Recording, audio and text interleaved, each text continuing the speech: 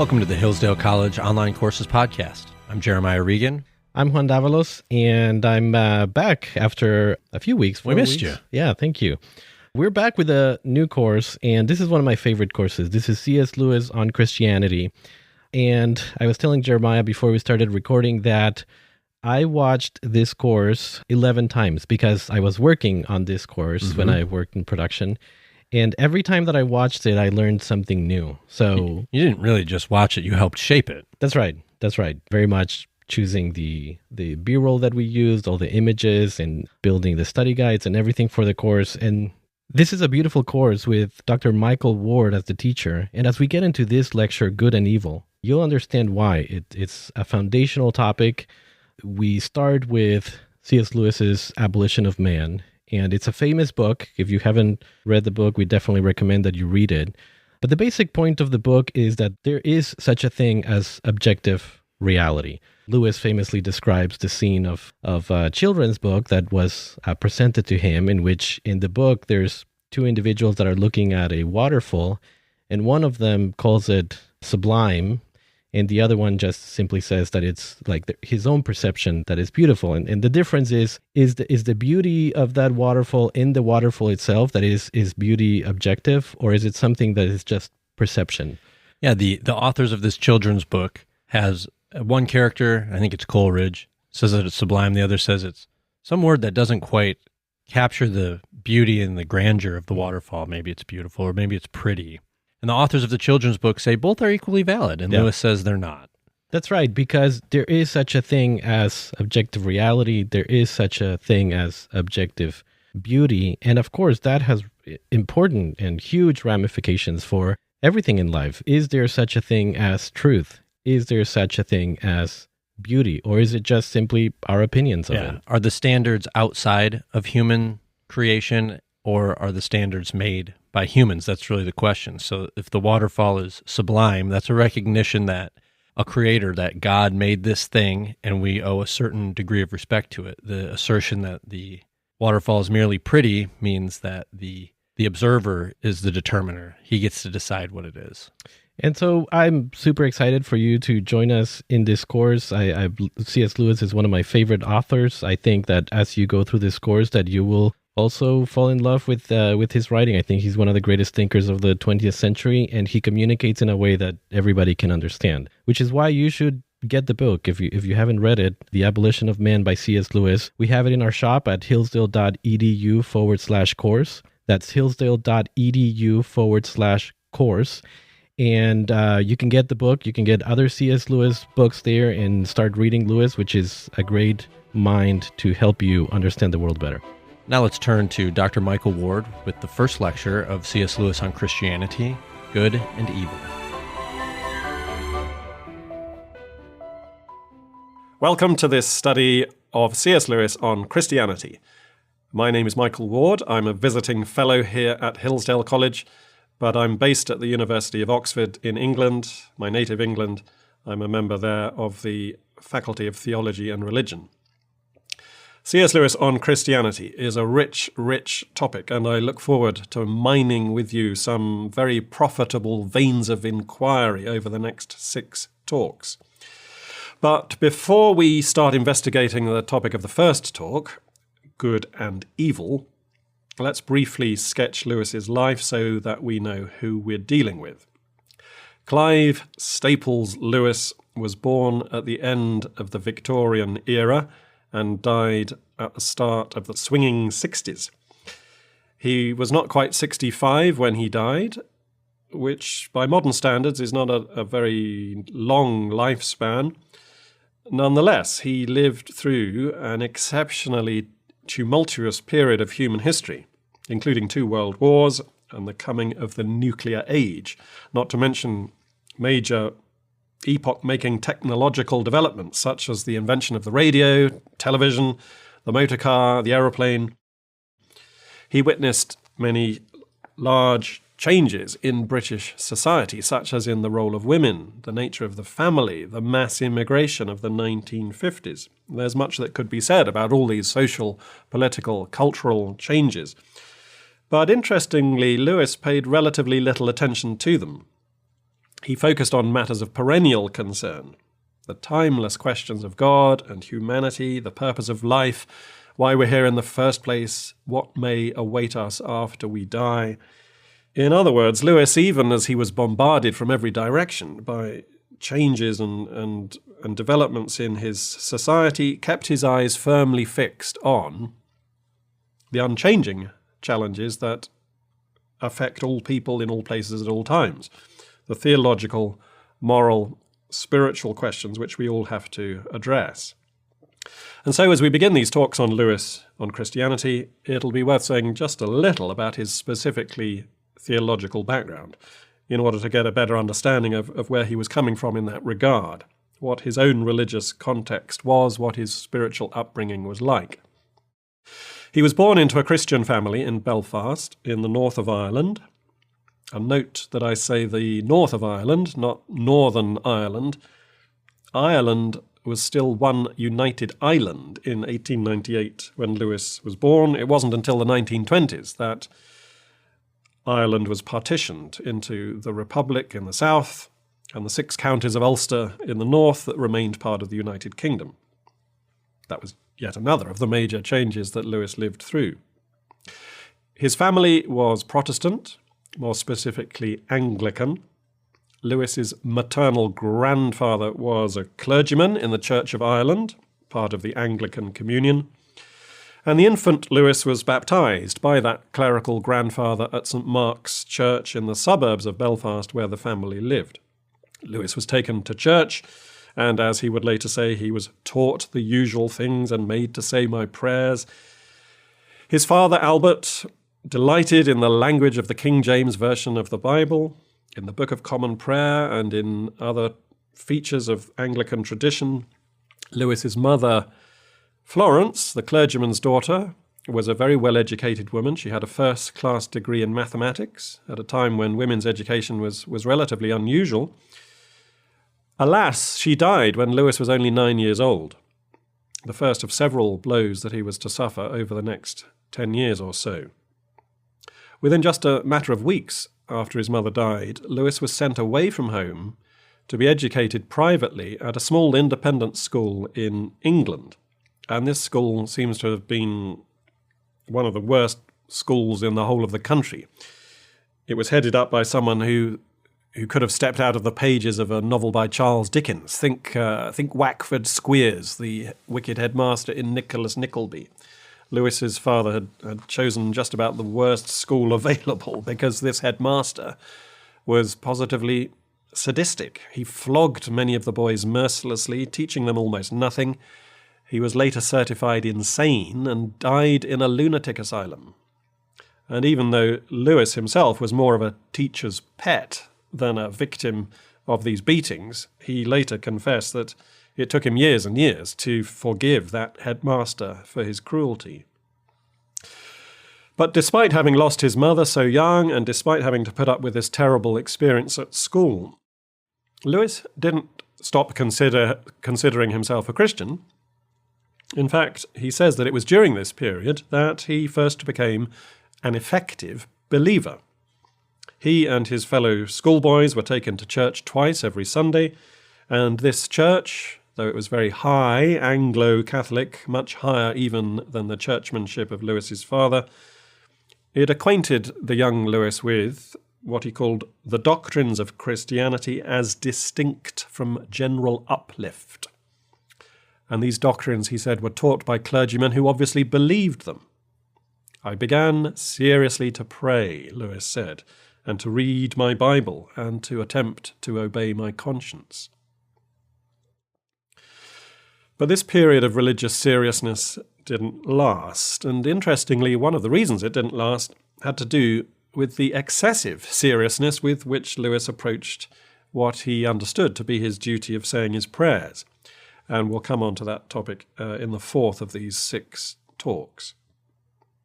Around about the same time, he began to have intellectual doubts about some of the truth claims of Christianity.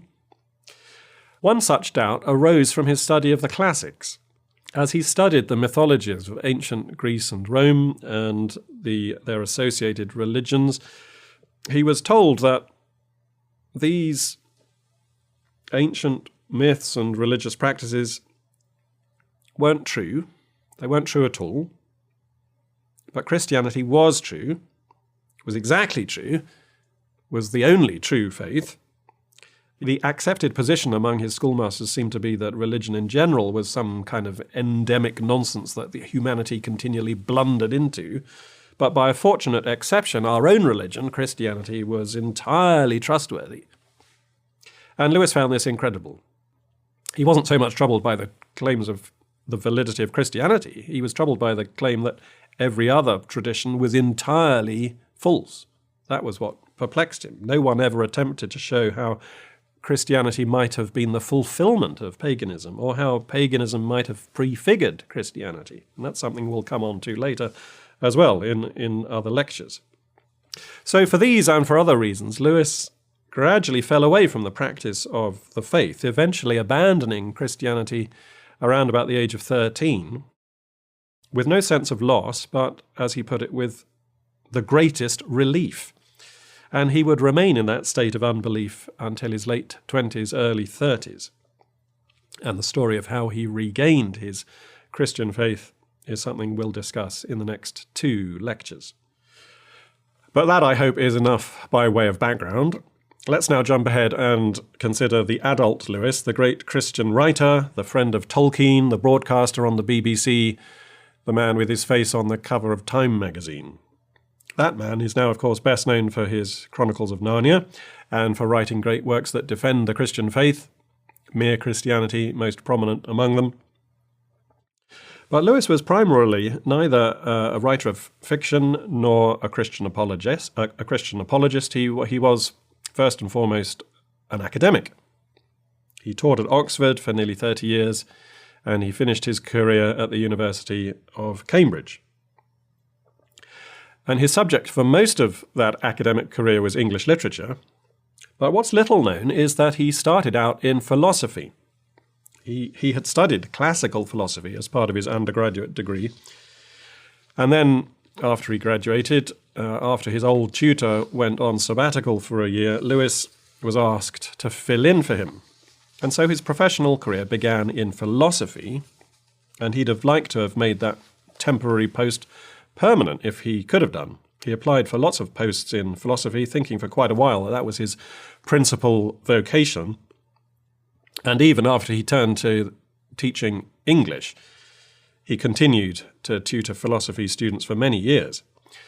So we oversimplify Lewis if we think of him just as an English literary critic, or just a writer of children's fiction, or just a Christian apologist. He was also a philosopher, an ethicist, and his first series of lectures at Oxford was entitled The Good and Its Position Among the Values.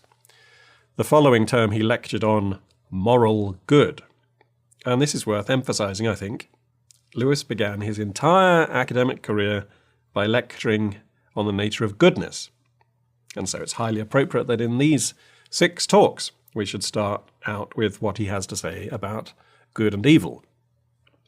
There's a lot to say, and we can only scratch the surface in what remains of this talk. I'll focus in on just 3 points.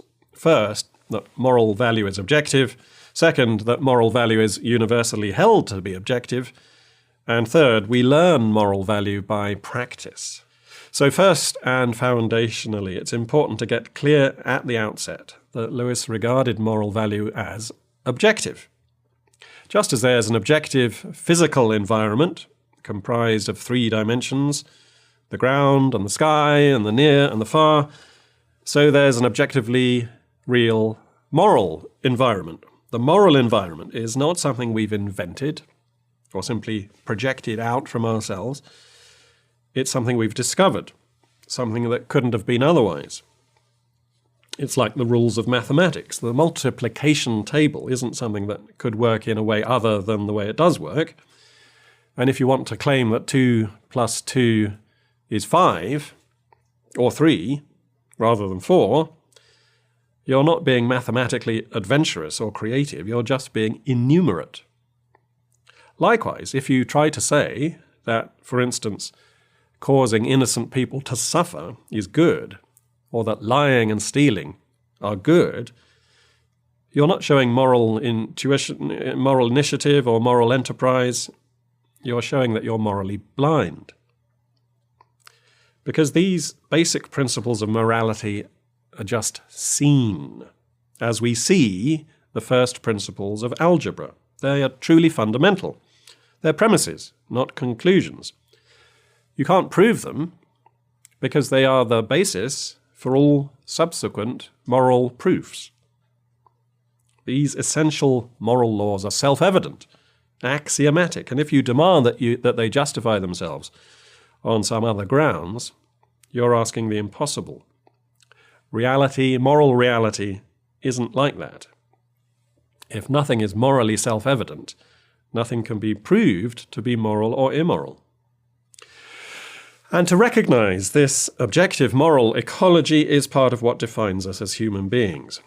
If we try to explain these basic principles of good and evil by reference to some other thing, something like animal instinct, say, or social norms, we're only putting off the real issue.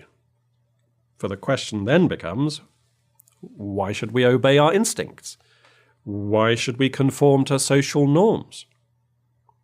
Sooner or later, we come up against the hard, immovable bedrock of the self-evidently good and the self-evidently evil.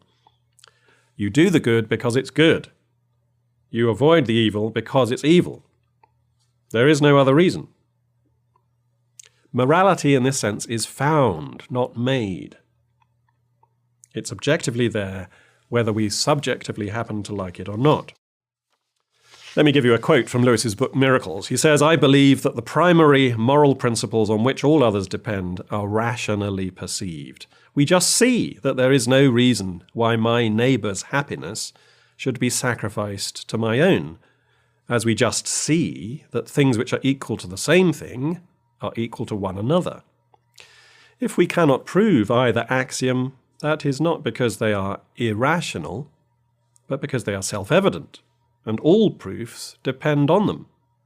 Their intrinsic reasonableness shines by its own light. It's because all morality is based on such self-evident principles that we say to a man when we would recall him to right conduct, 'Be reasonable.' Reason, in this sense, is the organ of morality. And Lewis presents this view in a number of places. There's his book Miracles that I just quoted from, his essay on ethics, his essay The Poison of Subjectivism.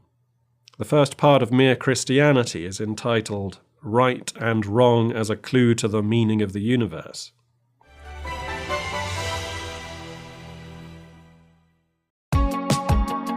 This show is a part of the Hillsdale College Podcast Network. If you like what you hear, please subscribe to your favorite. You'll get brand new episodes of all your favorite shows sent right to your device, and you'll help us know that you're out there listening. Never miss another episode by going to podcast.hillsdale.edu/subscribe. That's podcast.hillsdale.edu/subscribe. Or click the follow or subscribe button on Apple Podcasts, Spotify, or YouTube.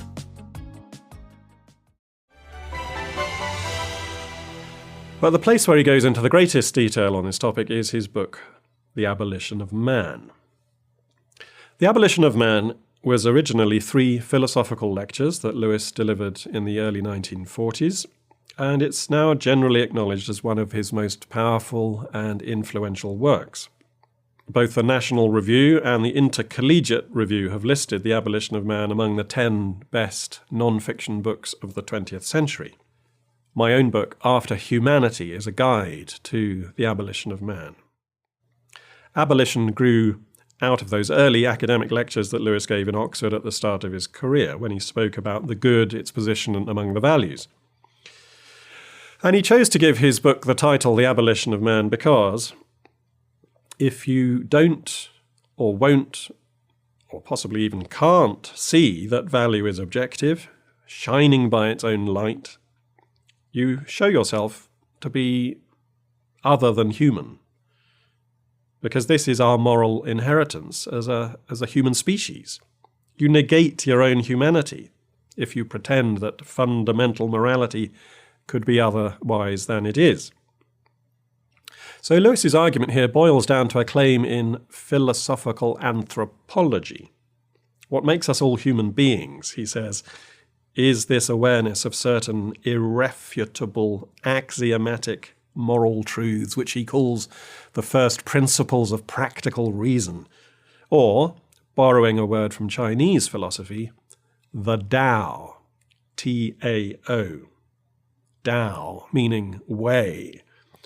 He chooses this term as his summary term for the basic principles of good and evil, not because he has any special interest in Confucius and Chinese philosophy, but to remind his readers that what he's talking about isn't confined to Christianity, isn't confined to the West. No, he's talking about something which is much more elemental, something that all peoples in all times and in all places have some grasp of. And in saying this, we've moved over from the first point to the second point of this talk. We've shifted from saying that moral value is objective to saying that moral value is universally recognized as objective. All cultures exhibit some awareness of this reality, Lewis argues. And so he's happy to quote, alongside the Chinese philosophy of Confucius, a wide array of authorities in defense of his claim.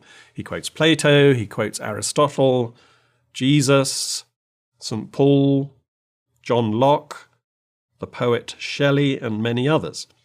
A diverse chorus of voices indicating that, yes, the human family is a real family with certain core values in common.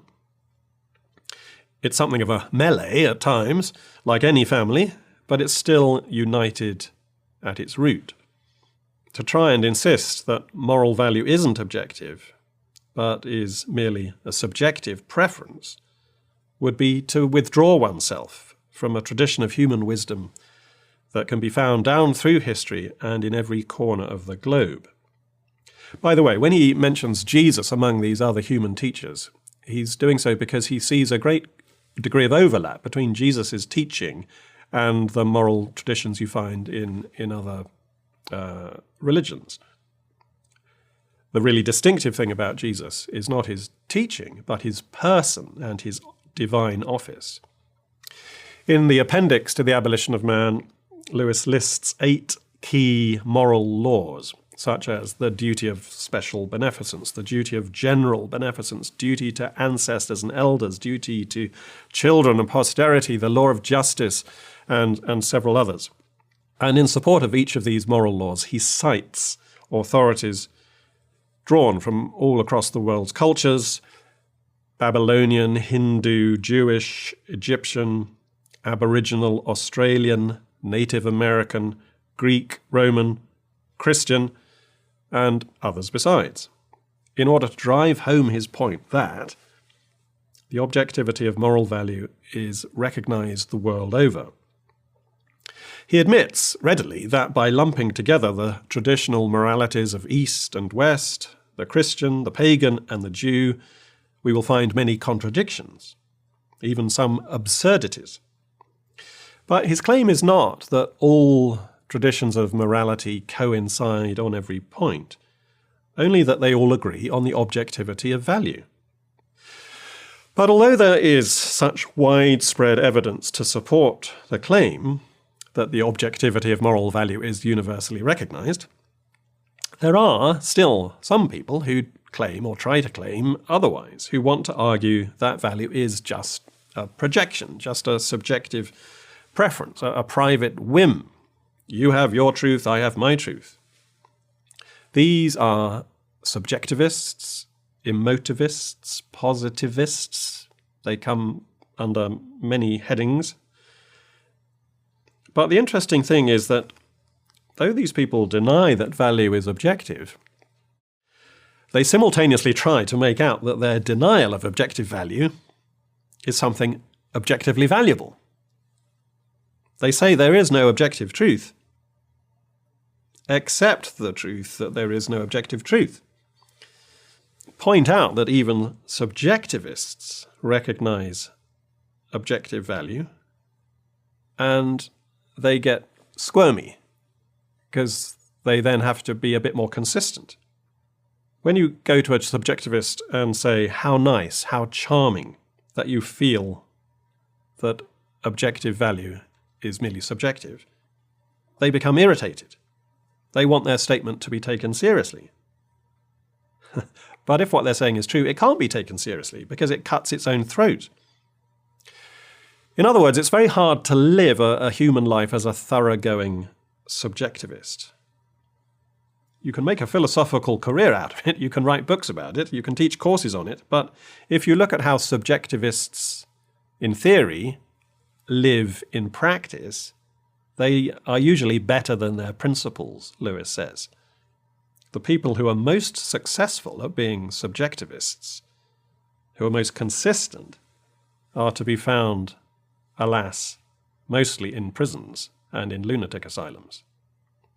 Because those who step outside the Tao, those who withdraw themselves from this moral ecology that surrounds all human beings, well, they've stepped outside the human community by definition, because it's only within the Tao, within the framework of practical reason, that human beings can make rational moral choices. Outside that framework, the only basis for moral decision-making is fundamentally sheer willpower. But a willpower that is essentially irrational, not sustained by the intrinsic rationality of the Tao. Rather, it's motivated by momentary, fugitive impulses that depend on the weather, your digestion, momentary passing passion, or random association of ideas. And these impulses are all, by definition, not reasonable. They are irrational. The embrace of the will to power was a growing tendency in Lewis's day. Remember, he gave these lectures during the Second World War. But we mustn't assume that he's only attacking the power-hungry Nazis who were trying to overrun Europe, nor is he just attacking the Italian fascists who were allied with the Nazis. He also has in mind Britain's own ally, Russia, communist Russia, but also, more significantly, this is where the rubber hits the road, Britain itself, because there were then, and there still are now, plenty of people, even in stable, tolerant, democratic England, who are fine with this irrational subjectivist philosophy. Lewis points out that subjectivism is on the march among our allies and among our own people, as well as among our enemies. So he says this: the methods may at first differ in brutality, but many a mild-eyed scientist in pince-nez, many a popular dramatist, many an amateur philosopher in our midst, means in the long run just the same as the Nazi rulers of Germany. The mild-eyed scientist is probably meant to suggest Sigmund Freud, the popular dramatist is George Bernard Shaw, and the amateur philosopher in our midst is A.J. Ayer, a prominent figure in the field of logical positivism, which is one of Lewis's principal philosophical targets here.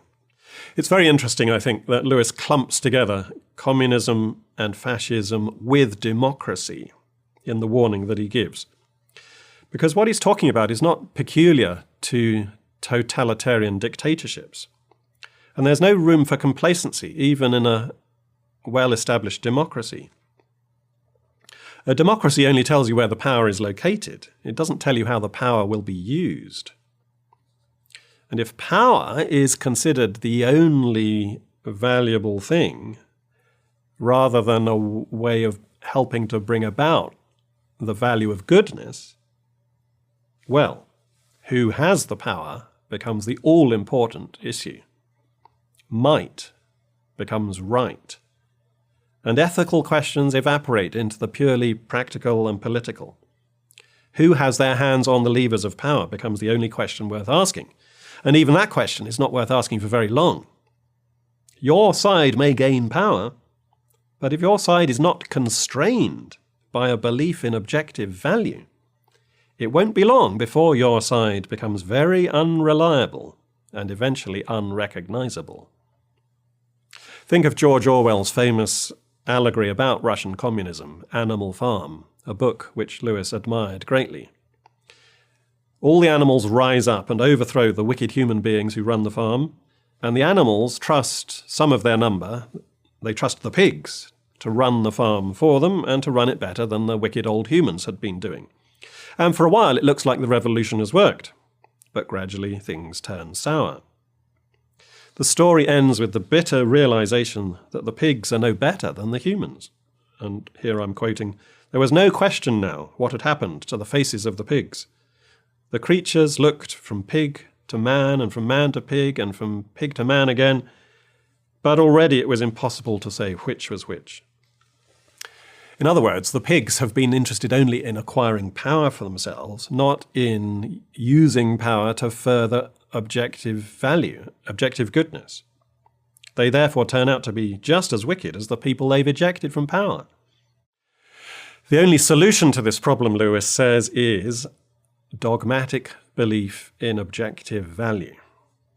For this is a belief necessary to the very idea of a rule which is not tyranny, or an obedience which is not slavery.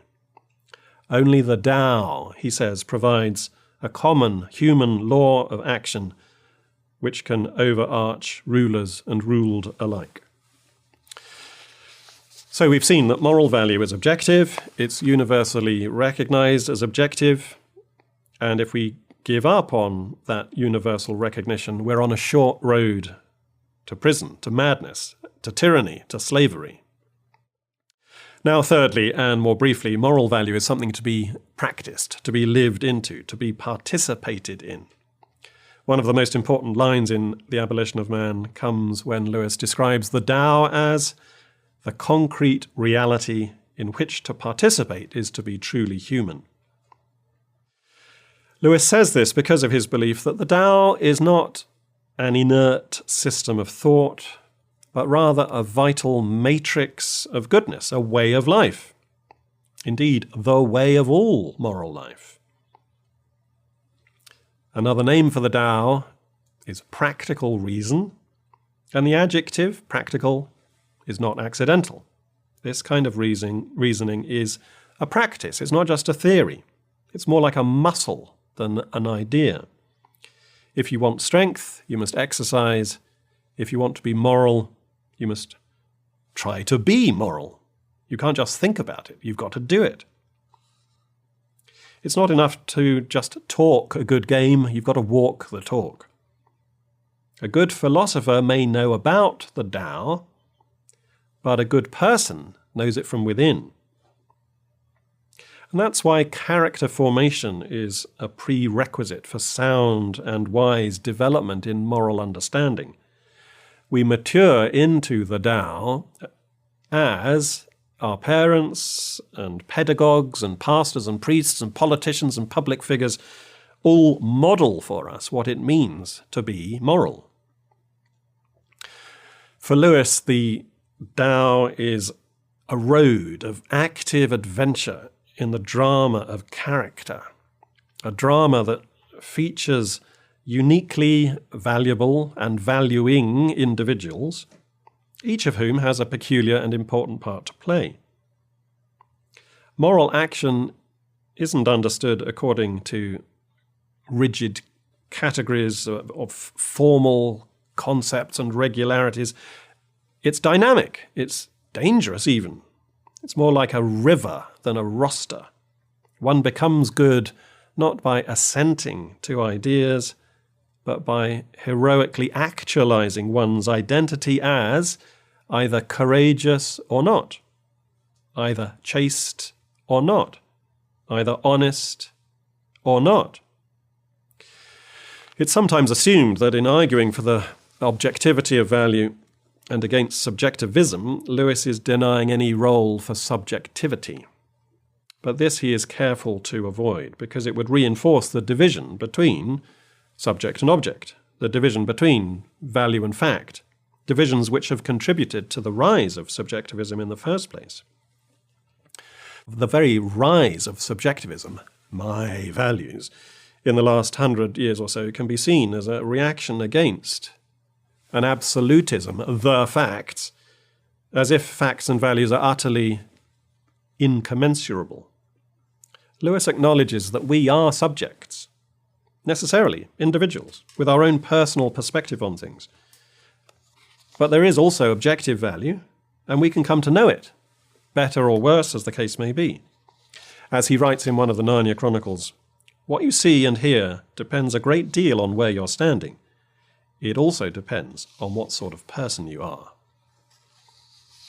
So we've seen that moral value is objective, that value is universally held to be objective, at least for as long as we wish to remain human, and that value is something we all participate in, or should participate in.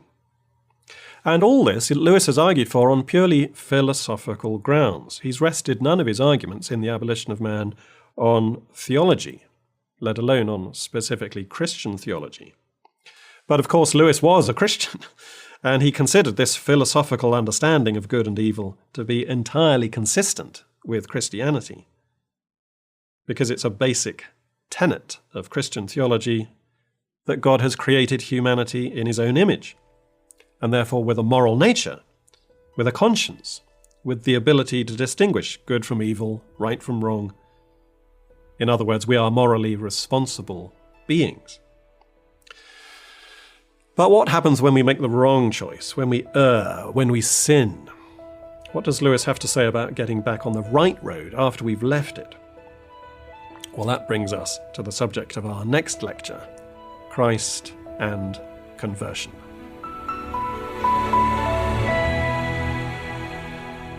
Thank you for listening to this episode of the Hillsdale College Online Courses Podcast. If you want to continue learning, please visit hillsdale.edu/course. There, you will find over 40 free online courses including Ancient Christianity, the Genesis story, classic children's literature, and many more.